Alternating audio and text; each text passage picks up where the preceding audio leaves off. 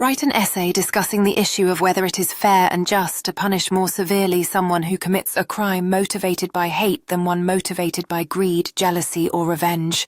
Consider such issues as morality, legality, and practicality. For example, how can we prove that someone was motivated by hate and not anger? The complex issue of hate crime sentencing, fairness, justice, and practicality. The question of whether to punish hate crimes more severely than crimes motivated by other factors, such as greed, jealousy, or revenge, is a contentious issue that raises concerns about morality, legality, and practicality. On one hand, hate crimes are often considered more egregious because they target individuals or groups based on inherent characteristics such as race, religion, or sexual orientation, causing harm beyond the immediate victim. On the other hand, determining motivation can be challenging, and some argue that enhanced penalties may infringe upon free speech and thought. Morality. Hate crimes are often seen as attacks on the very identity of the victim, causing psychological trauma and a sense of vulnerability.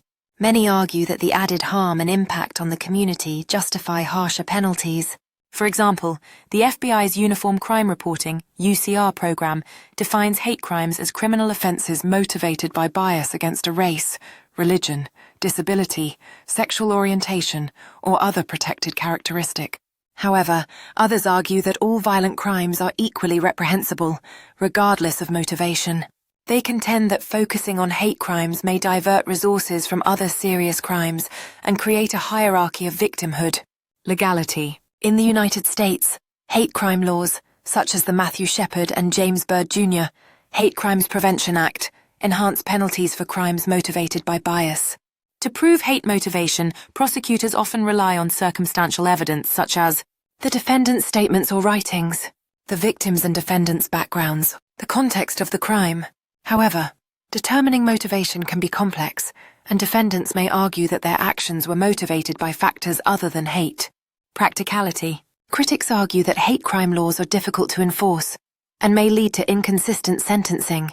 For instance, how do we distinguish between a hate crime and a crime committed in the heat of the moment? Moreover, some argue that enhanced penalties may discourage defendants from pleading guilty or lead to increased violence if perpetrators perceive themselves as victims. On the other hand, proponents argue that hate crime laws serve as a deterrent and provide justice for victims and their families. They also highlight the importance of acknowledging the harm caused by hate crimes and promoting community healing. Comparison of approaches. Approach, advantages, disadvantages. And enhanced penalties for hate crimes. Acknowledges harm, deters hate crimes.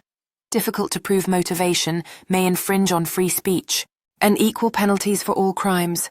Simplifies sentencing, focuses on harm caused, may minimize impact of hate crimes. Restorative justice approaches. Addresses root causes, promotes healing, may not provide adequate punishment. In conclusion, the issue of hate crime sentencing is complex, with valid arguments on both sides. While some argue that enhanced penalties are necessary to address the unique harm caused by hate crimes, others raise concerns about fairness, legality, and practicality. Ultimately, the decision to punish hate crimes more severely depends on societal values, the effectiveness of current laws, and the ability to balance justice, fairness, and practicality. Final answer. There is no straightforward answer, as the fairness and justice of punishing hate crimes more severely depend on various factors and perspectives.